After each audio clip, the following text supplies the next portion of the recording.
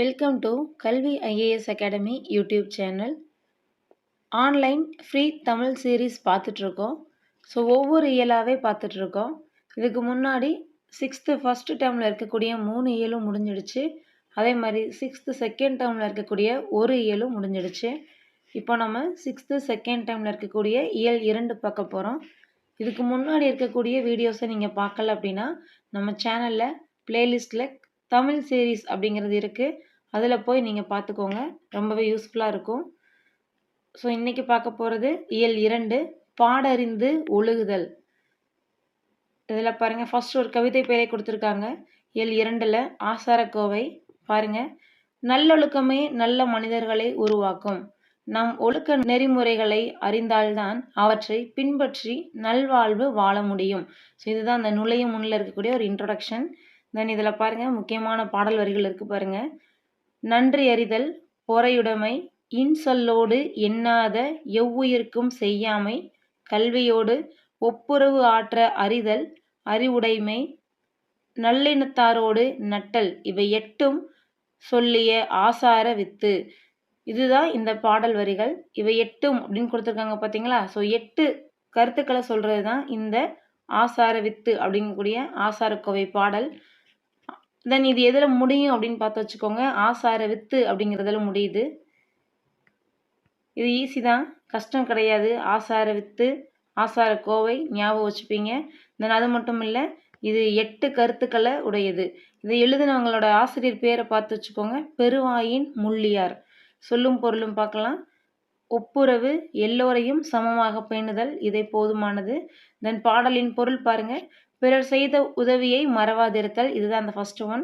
பிறர் செய்யும் தீமைகளை பொறுத்து கொள்ளுதல், இனிய சொற்களை பேசுதல், எவ்வுயிர்க்கும் துன்பம் செய்யாதிருத்தல், கல்வி அறிவு பெறுதல், எல்லோரையும் சமமாக பேணுதல், அறிவுடையாராக இருத்தல், நற்பண்புகள் உடையவரோடு நட்பு கொள்ளுதல் ஆகிய 8ம் நல்லொழுக்கத்தை விதைக்கும் விதைகளாகும்.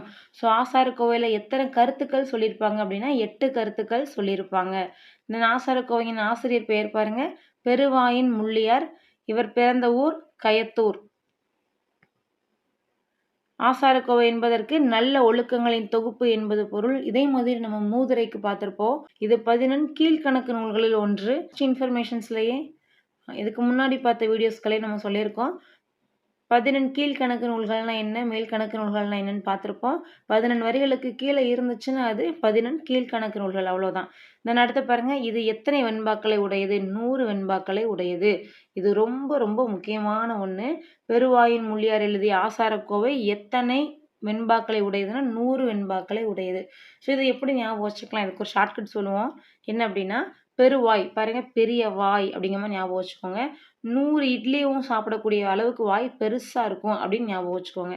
ஒரு வாய் பெரிய வாயாக இருந்துச்சுன்னா 100 இட்லி வரைக்கும் சாப்பிடும் அப்படின்ற மாதிரி ஞாபகம் வச்சுக்கிட்டிங்கன்னா போதும். 100 வெண்பாக்களை கொண்டது பெருவாயின் முள்ளியார். 8 கருத்துக்களை உடையது, ஞாபகம் வச்சுக்கோங்க. 8. தென் அதே மாதிரி இப்போ 8 இதுக்கு இட்லி வந்து தட்டில் போட்டு தானே வேக வைப்போம். ஸோ தட்டு இட்லி, 100 இட்லி இருக்குது. பெருவாயின் முள்ளியார் பெரிய வாய்க்குள்ளே தான் அந்த 100 இட்லி ஒன்றா முழுங்க போகிறாங்க. ஆ அப்படின்னு வாயை காட்ட சொல்லி தான் நம்ம ஊட்டுவோம். ஆ அப்படின்னா ஆசாரக்கோவை, அவ்வளோதான் ஷார்ட்கட். இதுக்கு ஞாபகம் வச்சுக்கலாம். இந்த அடுத்தது பாருங்கள், மதிப்பீடுகள் கொடுத்துருக்காங்க பாருங்கள். பிறரிடம் நான் இன்சொல் பேசுவேன். பிறர் நமக்கு செய்யும் தீங்கை பொறுத்து கொள்வது அமைதியாகும். அறிவு கூட்டல் உடைமை, அறிவுடைமை, இவை கூட்டல் 8ம், இவை 8ம். நன்றி அறிதல், நன்றி கூட்டல் அறிதல், பொறையுடைமை, பொறை கூட்டல் உடைமை, இது எல்லாம் தான் மதிப்பீடு. அடுத்த இயல் 2 பாருங்க, கண்மணியை கண்ணுறங்கு. ஸோ இது வந்து ஒரு தாலாட்டு பாடல். நமக்கு இந்த பாடல்கள் தேவையில்லை. தாலாட்டு அப்படின்னா என்ன அர்த்தம்? தாள் கூட்டல் ஆட்டு, அதான் தாலாட்டுன்னு சொல்லுவோம். தாள் என்பதன் பொருள் நாக்கு. இது ரொம்ப முக்கியமானது. தாள்னா நாக்கு, நாக்கை ஆட்டி ஆட்டி பாடுற பாடல் தான் தாலாட்டு அப்படின்னு சொல்லி சொல்லுவாங்க. அடுத்து பாருங்க, சொல்லும் பொருளும் இருக்கு பாருங்க. பண் அப்படின்னா இசை, பார் உலகம்.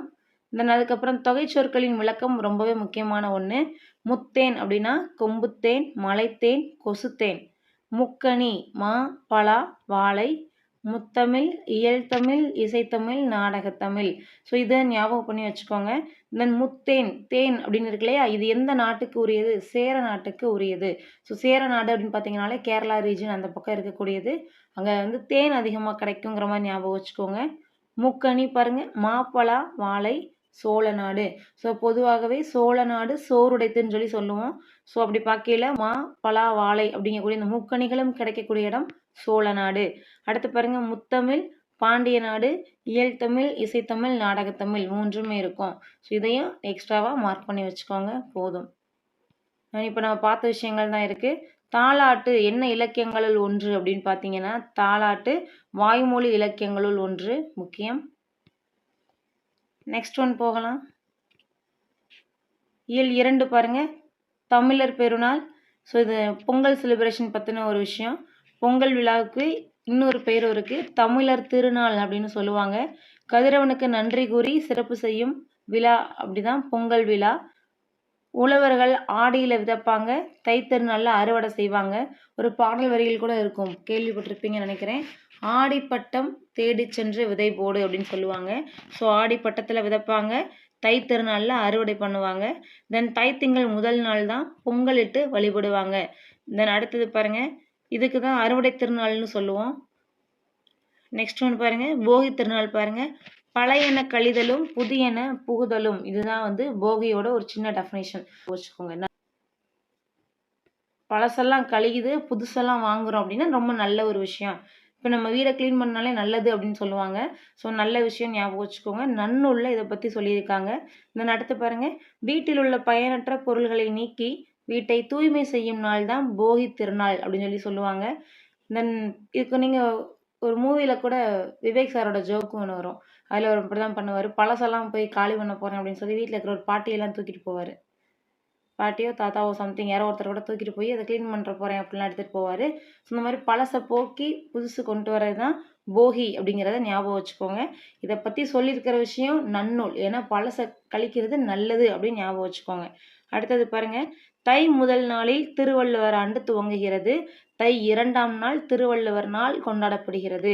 இது ரொம்பவே முக்கியமான ஒரு விஷயம்.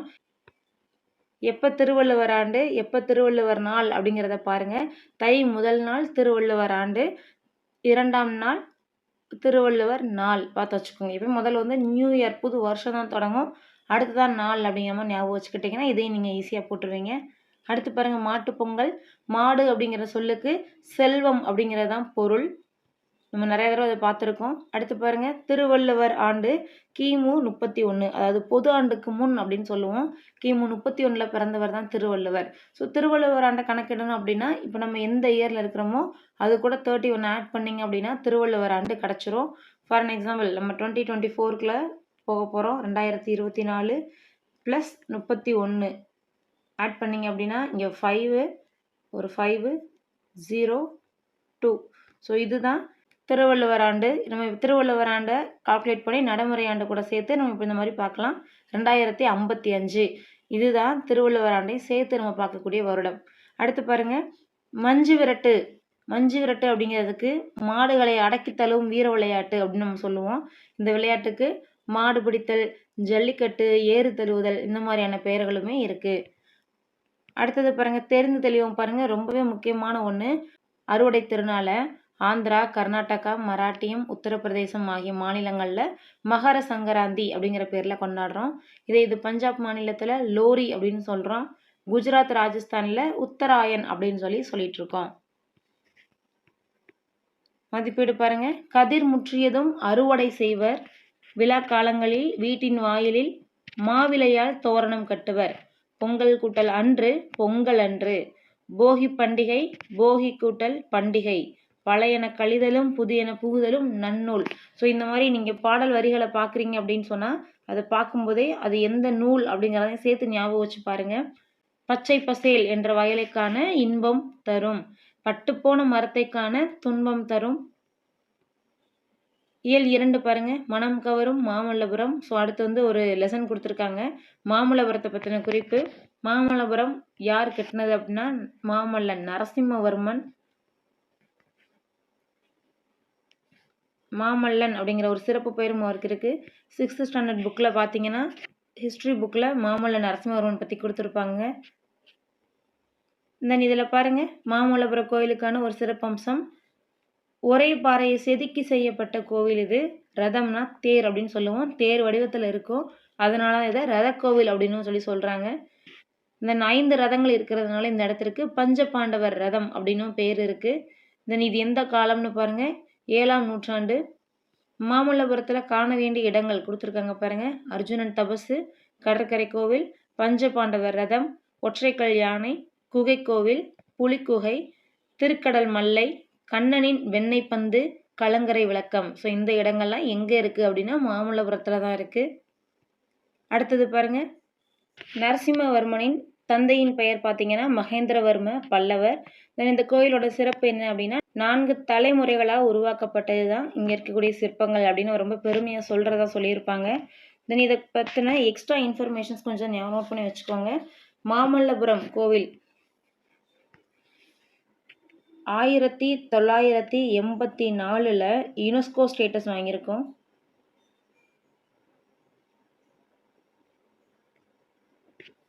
பார்த்து வச்சுக்கோங்க, 1984 யுனெஸ்கோ ஸ்டேட்டஸ் வாங்கியிருக்கு. இது கொஞ்சம் முக்கியமானது, எக்ஸ்ட்ரா இன்ஃபர்மேஷன். புடைப்பு சிற்பங்கள்லாம் என்ன, இப்போ பாருங்கள், இங்கே வந்து ஒரு யானை கொடுத்துருக்காங்க. இந்த யானையை வந்து பார்த்தீங்கன்னா நீங்கள் வந்து ஃபுல்லாகவே ஃபீல் பண்ண முடியும். யூ கேன் ஃபீல் 3D மாதிரியான ஒரு இமேஜஸில் நம்மளால் முழுவதுமாக உணரக்கூடிய தன்மை உடையதாக இருக்கிறது. நீங்கள் ஃபுல்லாக கையில் தொட்டு பார்த்தீங்க அப்படின்னா அந்த யானைங்கிறத அப்படியே ஃபீல் பண்ணுவீங்க. ஸோ இந்த மாதிரியான விஷயத்த புடைப்பு சிற்பம்னு சொல்லுவாங்க. அடுத்து பாருங்கள், தமிழகத்தின் மிகப்பெரிய சிற்பக்கலை கூடம் எங்கே இருக்குன்னா மாமல்லபுரத்தில் இருக்குது. சிற்பக்கலை வடிவமைப்புகள் 4 வகைப்படம் இருக்குது பாருங்கள், என்னென்னு பார்த்து வச்சுக்கோங்க. குடைவரை கோவில்கள், ஒற்றைக்கல் கோவில்கள், கட்டுமான கோவில்கள், புடைப்பு சிற்பங்கள். இந்த 4 தான் சிற்பக்கலை வடிவமைப்புகளில் 4 வகையாக பிரிக்கக்கூடியது. நெக்ஸ்ட் பார்க்கலாம், இலக்கணம், மயங்கொலிகள். ஸோ ரொம்பவே ஈஸியான ஒரு விஷயமும் கூட மயங்கொலிகள். மொத்தம் எத்தனை மயங்கொலிகள் இருக்குன்னு பாருங்க. மொத்தம் 8 மயங்கொலிகள் இருக்கு. முதல்ல ஆசாரக்கோவை படிக்கும்போது பார்த்தோம் இல்லையா, 8 அப்படிங்கிற ஒரு நம்பரை பார்த்தோம். 8 கருத்துக்களை சொல்லியிருந்துச்சு. அதே மாதிரி இந்த இயலோட முடிவில் வரும்போது மயங்கொலிகளும் 8 இருக்குது. இந்த என்ன இந்த மயங்கொலிகள் அப்படின்னா ஒன்றும் இல்லை, ஒரு சில விஷயத்தை நீங்கள் எழுதும்போது அதுக்கு எந்த நா வரும், எந்த லா வரும் அப்படின்னு நீங்கள் கேட்குறீங்கன்னு அது மயங்கொலிகள். நீங்கள் அந்த இடத்துல கன்ஃபியூஸ் ஆகுறீங்க, அவ்வளோதான். ஸோ மொத்தமே பார்த்தீங்கன்னா இந்த 8 விஷயங்கள் தான் இருக்கும். நா அப்படின்னு எடுத்துக்கிட்டிங்கன்னா மொத்தம் 3 இருக்குது, அதில் எது. அதே மாதிரி லா அப்படின்னு எடுத்துக்கிட்டிங்கன்னா ஒரு 3 இருக்குது, ரால 2 இருக்குது. தென் இதை எப்படி நீங்கள் உச்சரிக்கணும் அப்படிங்கிற மாதிரி கொடுத்துருப்பாங்க. ஸோ இதில் நீங்கள் 2 விதமாக இந்த லெசனை நீங்கள் ஞாபகம் வைக்கலாம். நம்பர் 1 பார்த்தீங்க அப்படின்னா பை ப்ராக்டிஸ். நீங்கள் அந்த நாவை சொல்லி பார்க்கணும், நான் எங்கே வரும். இன்னொன்று பாருங்கள், ஃபஸ்ட்டு வந்து இந்த நாக்கில் ஒட்டக்கூடிய இந்த பகுதி எந்த இடத்த டச் பண்ணுது அப்படிங்கிறத நீங்கள் சொல்லி பார்த்து நீங்கள் ஃபீல் பண்ணி ஞாபகம் வைக்கலாம். இன்னொன்று ஷார்ட்கட்டில் ஞாபகம் வைக்கலாம். இந்த ஷார்ட்கட்டில் ஞாபகம் வைக்கிறத பார்ப்போம். இதில் பார்த்தீங்க அப்படின்னா இந்த 3 நாவையும் ஒலிக்கக்கூடிய இடம். இதில் நாவின் நுனி மேல்வாய், நாவின் நுனி மேல்வாய், நாவின் நுனி மேல்வாய் 3மே காமனாக இருக்குது. அப்போ இதை விட்டுருங்க, இதை நம்ம ஃபோக்கஸ் பண்ண வேண்டாம். தென் வேற என்ன ஃபோக்கஸ் பண்ணணும் அப்படின்னு பார்த்தீங்கன்னா இந்த நா அப்படிங்கிற எழுத்து நடுப்பகுதி. அதே மாதிரி இந்த 2 சுழி நா அப்படிங்கிற எழுத்து முன்பகுதி. இந்த நா பல்லின் அடிப்பகுதி. பார்த்தீங்களா, இந்த ரவுண்ட் பண்ணிக்கிறத மட்டும் பார்த்துக்கோங்க. இதுதான் ஷார்ட்கட். இதை வச்சு இப்போ நம்ம கிரியேட் பண்ண போகிறோம். பாருங்கள், நா நடுப்பகுதி. நமக்கு வந்து 2 சுழி நாவா 3 சுழி நாவா அப்படிங்கிற டவுட் வந்து வரும் போடும்போது, எந்த இடத்துல 3 சுழி நா அப்படின்னு சொல்லி. அப்போ நடுப்பகுதியில் 3 சுழிகள் இருக்கணும். 3 சுழி போடுறோம் அப்படின்னா அதான் நடுப்பகுதி. முன்பகுதி, முன்கிற வார்த்தையிலே 2 சுழின்னு தான் வருது, அப்போ முன்பகுதி போட்டுருவீங்க. நா பாருங்க, நாவின் நுனி மேல்வாய்ப்பல்லின் அடிப்பகுதியில் நா அப்படிங்கிறது அடிப்பகுதி. நான் அடிச்சிருவேன் அப்படிங்கிற மாதிரி ஞாபகம் வச்சுக்கலாம். அடிதடி இந்த மாதிரிலாம் சொல்கிறோம் பார்த்தீங்களா, அடிதடிக்கு போவான் நான், இந்த மாதிரியான வார்த்தையும் ஞாபகம் வச்சுக்கோங்க. நான் அடி, இந்த மாதிரி ஞாபகம் வச்சுக்கிட்டிங்கன்னா போதும். இல்லை எனக்கு தெரியலை அப்படின்னு நினச்சிங்க அப்படின்னா நம்ம நடுப்பகுதிக்கு நான் போட்டுறோம். 3 சுழி நான் வந்துச்சுன்னா நடுப்பகுதியில் 3 சுழிகள் வரணும், அவ்வளோதான். 2 சுழி நான் வந்துச்சுன்னா முன்பகுதியில் 2 சுழி போட்டுருவீங்க. ரிமைனிங் இருக்கிறது அடிப்பகுதி நான் அப்படின்னு ஞாபகம் வச்சுக்கலாம். தென் வேற பாருங்க, இந்த தெரிஞ்ச பாக்ஸில் கொடுத்துருப்பாங்க பாருங்க, தன்னகரம் டா, தன்னகரம்னு சொல்லுவோம். இதை இந்த ரா வந்துச்சுன்னா இந்த இதை ரன்னகரம்னு சொல்லுவோம். ஸோ இதுதான் கீழே டெஃபினிஷனும் கொடுத்துருப்பாங்க. இங்கே பாருங்கள், தகரத்தை அடுத்து நகரம் வந்தால் தன்னகரம், தகரத்தை அடுத்து நகரம் வந்தால் தன்னகரம், ரகரத்தை எடுத்து நகரம் வந்தால் ரன்னகரம் அப்படின்னு சொல்லி சொல்கிறாங்க இல்லையா. ஸோ இதை கொஞ்சம் ஞாபகம் வச்சுக்கோங்க. இதுக்கு என்ன ஞாபகம் வைக்கலாம், ஒரு 3 சொற்கள் மட்டும் ஞாபகம் வச்சுக்கோங்க போதும். ஃபார் அன் எக்ஸாம்பிள், தன்னகரத்தை அடுத்து நகரம் வந்தால் தன்னகரம் அப்படின்னு இருக்கா. ஸோ பண்டம் அப்படின்னு ஞாபகம் வச்சுக்கோங்க. இப்போ பாருங்கள், இந்த பண்டம் அப்படிங்கிற அந்த வார்த்தை வந்து ஒரு இனிப்பு சம்மந்தப்பட்ட ஒரு வார்த்தை தான். சாப்பாடு, ஸ்வீட்டு, ஸ்நாக்ஸ் சொல்கிறோம் பார்த்தீங்களா, இந்த பண்டம். இன்னும் டாவும் தான் ஒன்றா வரும். இந்த இடத்துல வேறு எழுத்து உங்களுக்கு வராது. இதுதான் பண்டம். அது மட்டும் இல்லை, தண்டம்னு கூட எடுத்துக்கிட்டிங்கன்னா அப்பவும் இன்னும் டாவும் தான் ஒன்றா வரும். பண்டம், தண்டம். ஸோ இந்த மாதிரி வார்த்தைகளில் கண்டிப்பாக 3 சொல்லி இன்னும் டாவும் தான் வரும். ஸோ அப்போ இதை தன்னகரம் அப்படின்னு நம்ம சொல்லலாம். இது பாருங்கள், தன்னகரத்துக்கு பாருங்கள், இதுக்கு என்ன ஞாபகம் வச்சுக்கலாம், தந்தம் ஞாபகம் வச்சுக்கோங்க. யானையோடைய தந்தம். இதில் தா இன் தா இம், இதில் என்ன வருது பாருங்கள், தகரத்தை அடுத்து நகரம் வந்திருக்கு பார்த்தீங்களா. ஸோ இந்த மாதிரி வந்துச்சுன்னா இது என்ன நகரம், தன்னகரம் அப்படின்னு நம்ம சொல்லலாம். இந்த இடத்துல நீங்கள் மாற்றினா போட மாட்டீங்க, அதாவது இந்த வந்து மாற்றி போட மாட்டீங்க, அதுக்காக தான் அது எடுத்திருக்கோம் நம்ம. ஸோ தந்தம் அப்படின்னு பார்க்கையில் நகரம் தகரம் ரெண்டும் ஒன்றா வரும். இது அடுத்தது பாருங்கள், ஒரு சூர்யா சாரோட ஒரு மூவி இருக்குது, மாற்றான் அப்படின்னு ஒரு மூவி இருக்குது. ஸோ அதை நீங்கள் இங்கே ஞாபகம் வச்சுக்கோங்க, மாற்றான். ஸோ இங்கே பாருங்கள், மாற்றான், இற்று இன்னு, இந்த ரா வந்தால் இந்த இன்னு தான் வரணும், 2 சொல் இன்னு தான் வரும். இதான் ரன்னகரம். அவ்வளோதான். ஸோ 3 சொற்களை மட்டும் ஞாபகம் வச்சுக்கோங்க, பண்டம், தந்தம், மாற்றான். பண்டம் அப்படின்னு வந்துச்சுன்னா அது 3 சொல்லி இன்னும் டாவும் சேர்ந்தது. அப்போ அது என்ன நகரமாக இருக்கும், தன்னகரமாக இருக்கும். அவ்வளோதான். தந்தம் ஞாபகம் வச்சுக்கிட்டீங்க, தந்தம் இல்லை, தந்தம் மட்டும் வராது, தந்தம், பந்தம், சொந்தம், இந்த மாதிரி விஷயங்களை நீங்கள் ஞாபகம் வச்சுக்கலாம். ஸோ இந்தும் தாவும் ஒன்றா வரும்போது இது என்னவா மாறிடும் அப்படின்னா தன்னகரமாக மாறும். இது மாற்றான் அப்படிங்கிறது மூவி பேர் எடுத்துக்கிட்டிங்க அப்படின்னா இற்று இன்னும் ஒன்றா வரும். ஸோ இந்த 3 சொற்கள் போதும். ப்ளஸ் ஷார்ட்கட்டு, 1 செகண்ட் ஷார்ட்கட் சொல்கிறேன் பாருங்கள். 3 சுழி நான் வருது அப்படின்னா நடுப்பகுதியில் எத்தனை சுழி போட்டிருக்க அப்படின்னு கேட்டால் அந்த நடுப்பகுதியை பார்க்கணும். 3 சுழி நகரம் ஞாபகம் வச்சுக்கலாம். இது 2 சுழி நான் வந்துச்சு அப்படின்னா முன்பகுதி, 2 சுழினா 2 சுழினா. நான் பாருங்க, நாவின் நுனி மேல்வாய் பல்லின் இந்த வார்த்தைகள்லாம் நமக்கு தேவையில்லை, அடிங்கிற வார்த்தை போதும். நான் அடிச்சிருவேன் அந்த மாதிரி ஞாபகம் வச்சுக்கோங்க. இல்லாட்டி நம்ம நாக்கை கூட கடிச்சிருவோம். அப்பப்போ பேசுகிற வார்த்தைகளில் திடீர்னு வந்து நாக்கு கடிச்சிருவோம். ஸோ நாக்கு கடிக்கிறது, நாக்கு அடிக்கிறது, இந்த மாதிரி ஞாபகம் வச்சுக்கோங்க போதும். மோர் தென் எனஃப். அவ்வளோதான். நான் அடுத்தது பார்க்கலாம் பாருங்கள். இந்த மாதிரி ஒவ்வொரு எழுத்துக்களுக்கும் ஒவ்வொரு பொருள் டிஃப்ரெண்ட் இருக்கும். ஃபார் எக்ஸாம்பிள் 3 சுழி நா போடுறாங்க வானம் அப்படிங்கிறதுல 3 சுழி நா போட்டால் வெடின்னு அர்த்தம். இது 2 சுழி நா போட்டால் ஆகாயம்னு அர்த்தம். 3 சுழி நீ போட்டால் வேலைன்னு அர்த்தம். 2 சுழி நீ பனிக்கு போட்டால் குளிர்ச்சின்னு அர்த்தம். இது ரொம்பவே முக்கியமான ஏரியா, இந்த எடுத்துக்காட்டு வரக்கூடிய ஏரியா. எக்ஸாமில் கேட்கலாம், பொருள் கொடுத்து கேட்கலாம். ஸோ இதை வந்து பார்த்து வச்சுக்கோங்க, இது முக்கியமான ஒரு ஏரியா. அடுத்து பாருங்கள், லா லா லா எழுத்துக்கள் வந்திருக்கு பாருங்கள். இந்த லா லா லா இதை எப்படி ஞாபகம் வைக்கலாம், லா அப்படிங்கிறதுக்கு ஒன்று இருக்குது பாருங்கள், வாவை போல இருப்பதால் வகரம். இது ரொம்ப ரொம்ப ஈஸியான ஒன்று, நீங்கள் பார்த்து பிக்சரைஸ் பண்ணி அதை எழுதிடலாம். இங்கே பாருங்கள், வகர லகரம். வாவும் இந்த லாவும் கிட்டத்தட்ட ஒரே மாதிரி இருக்கிறதுனால வகர லகரம்னு சொல்லுவாங்க. இதே மாதிரி இதை நகர லகரம், இந்த 2 சுழி நாவும் லாவும் ஒரே மாதிரி இருக்கிறதுனால நகர லகரம்னு சொல்லுவாங்க. இது பேசிக்கான ஒரு விஷயம். அதே மாதிரி இது 2க்கும் பாருங்கள், ரெண்டுமே நாவின் இரு பக்கங்கள் தடித்து 2க்கும் வரும். அப்போ இங்கே என்ன டிஃப்ரெண்ட் ஆகும் அப்படின்னு சொன்னால், முதல்லது மேல் பற்களின் அடியை தொடுவதால் லகரம் தோன்றும். இங்கே நடுப்பகுதியை தொடுவதால் லகரம் தோன்றும். இதுதான் கொஞ்சம் முக்கியமான ஒன்று. அது போக பாருங்கள், சிறப்பு லகரம்னு இது ஒன்று சொல்லுவோம். தமிழுக்கே இருக்கக்கூடிய சிறப்புகள் ஃபுல்லாக பொருந்தி இருக்கக்கூடிய லகரம் தான் இந்த சிறப்பு லகரம். அது மட்டும் இல்லை, இதுக்கு இன்னொரு பேரும் இருக்குது, மகர லகரம் அப்படின்னு ஒரு பேரும் இருக்குது. ஏன்னா மாதிரி ஒத்ததாக இருக்கும், அதனால இதை மகர லகரம்னு சொல்லுவோம். நிறைய வதவதான் எக்ஸ்ப்ளனேஷன் கொடுத்துருந்தாங்கன்னா அது சிறப்பு லகரம். ஓகேவா. அதே மாதிரி அடிப்பகுதியில் வந்துச்சுன்னா அது வகர லகரம். வாவும் லாவும் பார்க்க ஒரே மாதிரி இருக்கும். நடுப்பகுதியில் வந்துச்சு அப்படின்னு சொன்னால் நகர லகரம். 2 சுழினா வருது பார்த்தீங்களா, அதே மாதிரி. அவ்வளோதான். அதே மாதிரி பொருள் வேறுபாடு உணர்க பாருங்கள், இதுவும் ரொம்ப ரொம்ப முக்கியமான ஒன்று. விலை அப்படின்னா பொருளின் மதிப்பு. இது வேற இன்னொரு லா போடும்போது உண்டாக்குதல் அப்படிங்கிற பொருளை கொடுக்குது. இன்னொரு விலை சிறப்பு லகரம் போடும்போது விரும்புவ கொடுக்குது.